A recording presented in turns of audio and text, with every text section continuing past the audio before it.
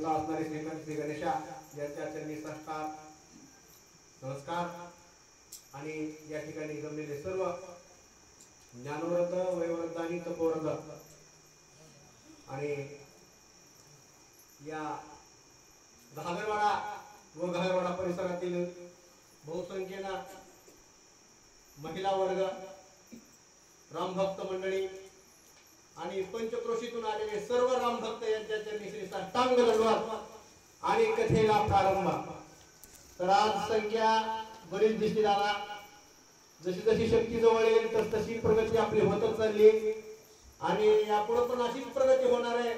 म्हणून सगळ्यांनी एकदा तन मन आणि धन नामस्मरण तर आपण रोजच करतो, पण नामस्मरण कसं करायचं, आपला असणारा जे काही मन आहे घरी शेतामध्ये गावात ठेवून इकडे यायचं नाही आणि इथं आल्याच्या नंतर संपूर्ण सोबत घेऊन यायचं। म्हणून त्याला म्हटलं जातं तन मन आणि धन हे सगळं सोबत घेऊन एकदाच नामस्मरण करायचं। रामचंद्र भगवान की जय। कारण का नामस्मरणाचा महिमा आत्ताच या ठिकाणी सांगितलेला आहे की या कुंभकर्णाने राजा सुग्रीवाला लंकेमध्ये घेऊन गेला होता, कुठं तर आपल्या काठेत असणाऱ्या दाबून। कारण महान बळवंत, महान शक्तिशाली, महान प्रतापी राजा रावणाचा धाकटा बंधू असणारा कुंभकर्ण, इकडे असणारा वानरांचा राजा सुग्रीव, मोठ्या ठिकाणी बळानं बळवंत आहे, पण त्या ठिकाणी असणारा पंच असणाऱ्या विषयानं उन्मत्त असलेला तो कुंभकर्ण, या कुंभकर्णाच्या बळापुढं या वानरा सुग्रीवाला या ठिकाणी नमावं लागलं होतं आणि नमल्याच्या नंतर त्यानं उचलून लंकेमध्ये त्याला नेलं होतं। पण सांगण्याचं तात्पर्य का सांगायलो की त्या ठिकाणी घेऊन गेल्याच्या नंतर सुग्रीवानं एकदा दोनदा नव्हे चारदा तर फक्त प्रभू रामचंद्राच्या नामाचा जप केलेला। मग ज्यावेळेस प्रभू रामचंद्राच्या नामाचा जप केला त्यावेळेस असणारा जे काय कुंभकर्णाच्या जे काय बगलेमध्ये जी असणारी काही कुंभकर्णाची जी काही मिठी होती ना ती बंद असणारी मिठी त्या ठिकाणी निघून गेलेली आहे। म्हणून सांगण्याचं तात्पर्य एकच आहे, ज्याच्या मुखामध्ये असणारा सुंदर असणारा त्या परमेश्वराचं नामस्मरण आहे, तुमच्या संसारामध्ये जे काही तुम्हाला पडलेली जी काही मिठी ना ते तुम्हाला मी या ठिकाणी आत्मविश्वासाने सांगतो, तुमच्या जीवनामध्ये जे जे संकट असतील, जे जे दुःख येत असतील ना ते असणारे दुःख नक्कीच संपून गेल्याशिवाय राहणार नाही। पण नामस्मरण कसं करावं लागतं मी पूर्वी पण सांगून गेलोय की या ठिकाणी नित्यनेम नामी ते प्राणी दुर्लभ लक्ष्मी वल्लभत यादवळे, नित्यनेमानं भगवंताचं नामस्मरण करा आणि त्या तुमच्या असणाऱ्या नामामध्ये जीवाला असू द्या, प्रेम असू द्या आणि भक्ती असू द्या। कारण भक्ती नसताना ईश्वर जिंकता येतो, एवढं असणारं त्या नामामध्ये महिमाने बोला।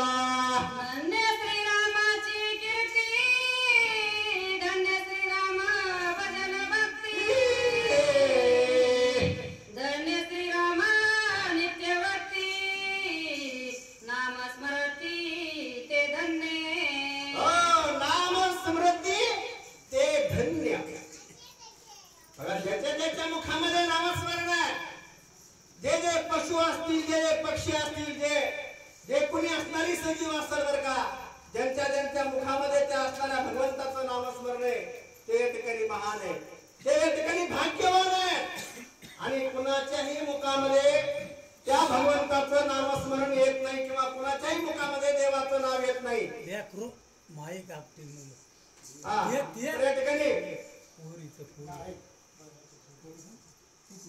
बहुत सुकृताची जोडी म्हणून विठ्ठली आवडी, कुणाच्याही मुखामध्ये त्या भगवंताचं नामस्मरण येत नाही। ज्याच्या जीवनामध्ये आताच महाराजांनी सांगितलं की ज्याच्या जीवनामध्ये काहीतरी पूर्वी जन्माचं काहीतरी पुण्य असलं पाहिजे। जर काही कुणाच्या जर काय या पदराच्या जर गाठीला बांधलेलं थोडंफार जर पुण्य असलं ना महाराज तरच त्याला मंदिराकडे यावं वाटतंय। बघा या ठिकाणी जर दुसरा काही कार्यक्रम असला तर हजारोच्या संख्येने इकडं सागर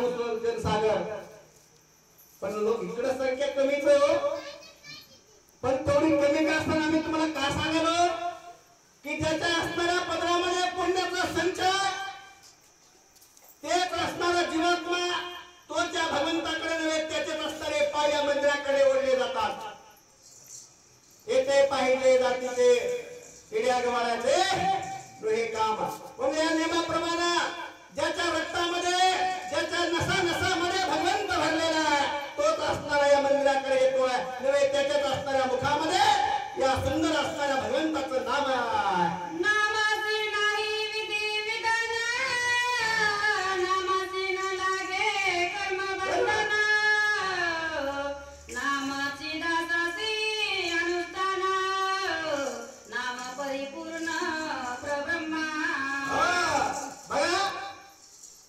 नाम घेण्यासाठी कसल्याच प्रकारचा मुहूर्त लागत नाहीये.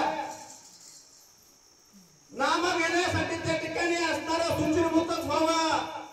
कुठली क्रियाच करावी, कुठलेही कर्मच करावे, कुठल्या तरी एखाद्या विशिष्ट असणाऱ्या ठिकाणी जाऊनच नामस्मरण करावं. आंधळे महाराज तुम्ही बघितला सर, ते नमाज पाडणारे लोक आहेत ना, कुठे गमच्या टाकून बसते तो. त्यांची वेळ झाली ना, बस असू द्या, स्टेशन असू द्या, मधला प्रवास असू द्या, गाडीत असू द्या, कुठेही असू द्या, त्यांना जेवढी भक्ती कळते ना तेवढी भक्ती आम्हाला कळत नाही. आम्हाला लय नियम धर्म या भटुकरी लावून ठेवल्यात आणि त्या नियम धर्माला आपण चालतो. भगवंताचं नामस्मरण घ्यायला कुठल्याच प्रकारचं तुम्हाला सांगतो बंधन नाहीये, कुठल्याच प्रकारचं वेळ. आता उभी पुढे काय सांगते ऐका, ऐका.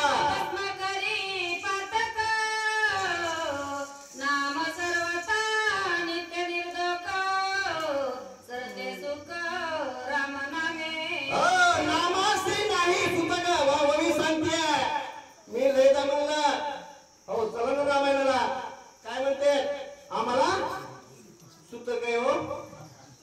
हा कारण दाखवा, नोटीस. तुम्हाला यायचं नसतंय, मग काहीतरी कारण दाखवलं जातंय. मी बोलत नाही, मी बोलते. मी आतापर्यंत लोकांना सांगितलं सुतक नसतंय आणि देवाचं नाव घ्यायला सुतक नाही. तर तुम्ही मला सांगा, ज्यावेळेस माणसाचा जन्म होतो, आता माझ्यापेक्षा तुम्हाला माहिती आहे, मी तुमच्या लेकरासारखा आहे, जन्म झाला त्यावेळेस पण आपल्याला सुतक असते. किती दिवस असतं महाराज, किती दिवस? 12 का?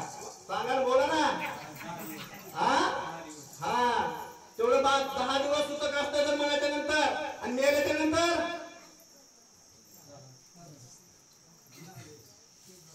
बरोबर आहे. ती काय स्त्रीचं काहीतरी 13, पुरुषाचं 12 काहीतरी असतं ना ते. एवढे दिवस सुतक आहे. अरे जाताना पण सुतक आहे, येताना सुतक आहे. मग मधला का कुठला पवित्र आलाय, आपलं आयुष्य त्याच्यामध्ये चाललंय. मग तुम्हाला जर नामस्मरण करायचं असेल ना, तर तुम्हाला कुठल्याच प्रकारचं त्या ठिकाणी सुतक पाळण्याची गरज नाही. तुम्हाला कुठल्याच प्रकारचं सुचिरभूत आंघोळच करावं, कुठेतरी जाऊन आपल्याला सुंदर होऊन या ठिकाणी एखादं मंदिर गाठावं, कुठल्या तरी एखाद्या विशिष्ट ठिकाणी जाऊन नामस्मरण करावं, अशा प्रकारची काहीच गरज नाही. तुम्ही जिथं आहात ना, तुम्ही नव्हे स्वच्छाला जरी बसलेला असतात ना, तरी देखील तुम्ही त्या सुंदर असणाऱ्या भगवंताचं नामस्मरण केलं ना, तर या ठिकाणी तुम्हाला पुण्याची प्राप्ती होते. अरे त्याच्या नामामध्ये त्या ठिकाणी सगळी पवित्र, त्याच्या नामामध्ये एवढा मोक्ष आहे, कारण नामामध्ये एवढी ताकद आहे. कारण दुःख, दारिद्र्य, या ठिकाणी आळस, त्या ठिकाणी असणारे जे काही जेवढे असतील ना, जे काही वाईट आहेत ना, त्याच्यापासून नष्ट होत आहे. मग तुम्ही त्या देवाला त्याच्यामध्ये का बांधताय बरं? ते बांधू नका. तुम्हाला जर वेळ नसेल ना, तर तुम्ही कुशाल वेळ नाही म्हणून सांगा, पण कारण दाखवू नका आम्हाला तिकडे जायचंच नाही, आम्हाला तिकडे येताच येत नाही. अशा प्रकारे नाम घेण्यासाठी कुठल्याच प्रकारचं बंधन नाही.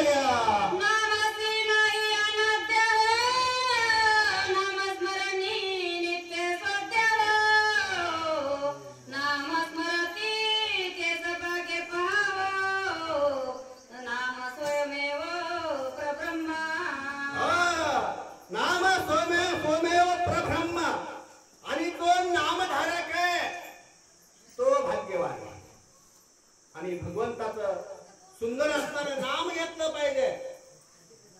आणि नामच हे तारक आहे कलियुगामध्ये. लोक सांगून गेले, महाराज लोक सांगून गेले, अमृताहुनी गोड नाम तुझे देवा. पण आपल्याला त्या नामामधली गोडी कधी कळलीच नाही.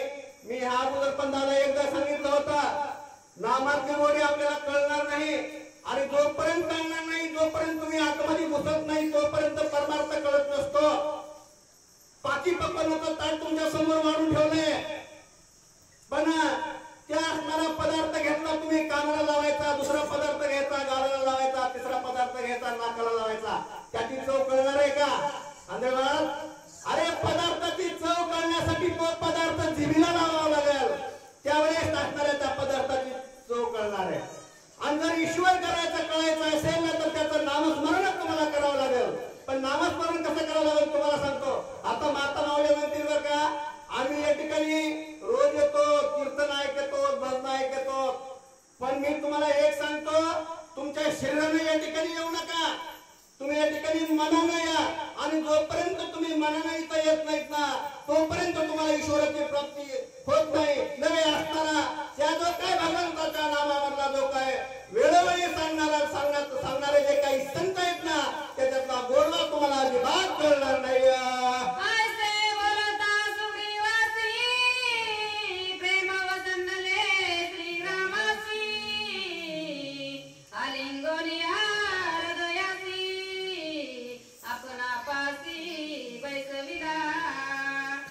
अशा प्रकारे त्या असणाऱ्या सुंदर असणाऱ्या भगवंताच्या नामस्मरणामुळे माझी सुटका झालेली आहे.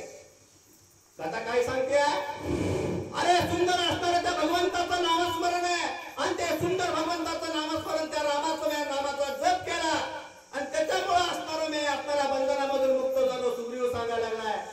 हा, सगळ्यांना अगोदर वावा गायली होती सुग्रीवानं मोठेपणा आपल्याकडे घेतला नाही.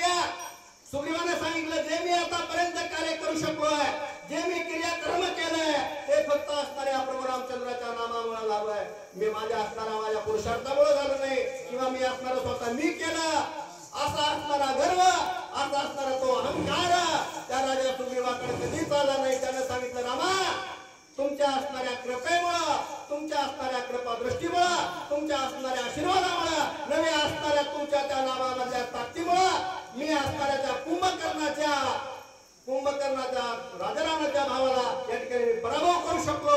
अशा प्रकारे राजा सुग्रीवानं त्या ठिकाणी सांगितलं